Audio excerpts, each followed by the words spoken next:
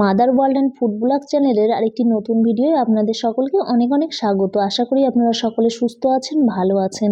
তো চলুন, আজ আমি কোনো রেসিপি শেয়ার করব না। আজ আমাদের ছোটোবেলার পৌষ পার্বণ বা মকর সংক্রান্তি বা বাস্তু পুজো, সেই গল্পগুলোই আপনাদের সাথে শেয়ার করব। তো সঙ্গে থাকুন, ভিডিওটি দেখুন।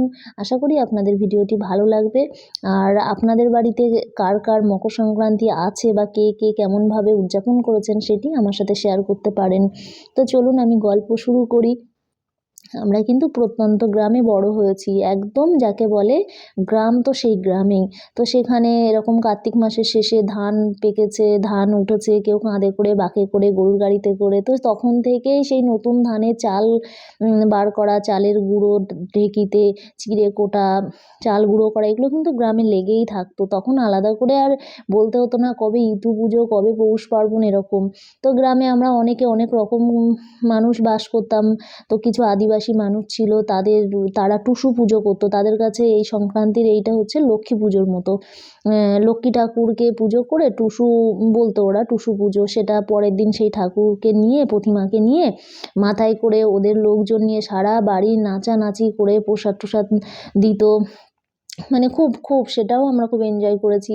আবার আমাদের মধ্যে ছিল এরকম যে আমরা যে গাভী গরু, সেই গরুর যেটা টাটকা গোবর, সেই সাজো গোবর বলতাম, সেই গোবর দিয়ে তখন আমরা মাটির পুতুলের মতো কিছু পুতুল বানানো হতো।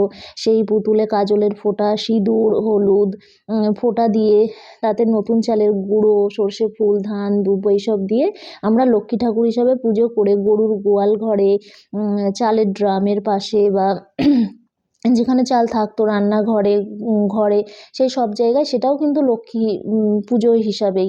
আবার কি হতো, পরের দিন বাস্তু পুজো হতো, যেদিন আমাদের বাড়িতে পিঠে হতো কিন্তু পৌষ মাসের একদিন আগে। আর শেষে যে দিনটা, সেই দিন কিন্তু আমাদের ওখানে কোনো বাড়িতে রান্না বান্না হতো না, আগুন জ্বালানো হতো না। বলা হতো যে এই দিনে বাস্তুতে কোনো রকম আগুন জ্বালানো যাবে না। সেদিন বাস্তুকে পুজো করা হতো, বাস্তু মা হিসাবে, বাস্তুকে মা হিসাবে। আবার একটা কিছু মানুষ ছিল, তারা কি করতো, ওই চালের গুঁড়োটা গুলে ধানের গোলার চারপাশ দিয়ে গোয়াল ঘরের, তারাও ওটাকেও একরকম নিয়ম। তো আপনাদের অনেকের মধ্যে এরকম নিয়ম আছে। আবার আমার শ্বশুরবাড়িতে এসে দেখেছি অন্য নিয়ম। তো সেটা অন্য আর একটা ভিডিওতে আমার শ্বশুরবাড়ির নিয়মের গল্প বলবো।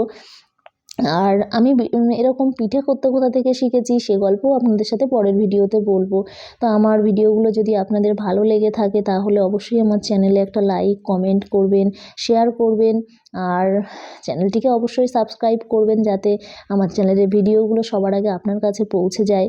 তো এরকম করে আমরা কিন্তু তখন খুব মজা করেছি। পিঠে খাওয়া মানে খাওয়ার থেকেও বেশি আনন্দ। দুদিন কিন্তু আমাদের পড়াশুনো সব বন্ধ ছিল। মা সন্ধ্যাবেলা কী করতো, জামা কাপড় ছেড়ে একদম মানে সেই গোলা গুলে আগে উনানের চারপাশে ছিটিয়ে বলতো বামনি ঠাকুর, তাকে প্রণাম করে পিঠে করতে বসতো। আর আমরা চারপাশে মানে উৎসুক চোখে বসে থাকতাম।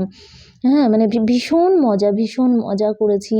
তো এইভাবেই আমাদের শৈশবটা কেটেছে, আমাদের গ্রামের স্মৃতি। এখন আর অনেক কিছুই ফিরে পাই না, চাইলেও আর অনেক কিছু হওয়া সম্ভবও না। তো ঠিক আছে, সবাই ভালো থাকবেন। আর আমার পরবর্তী ভিডিও লক্ষ্য রাখবেন, সেখানেও অনেক কিছু শেয়ার করব। ধন্যবাদ সকলকে, সুস্থ থাকবেন।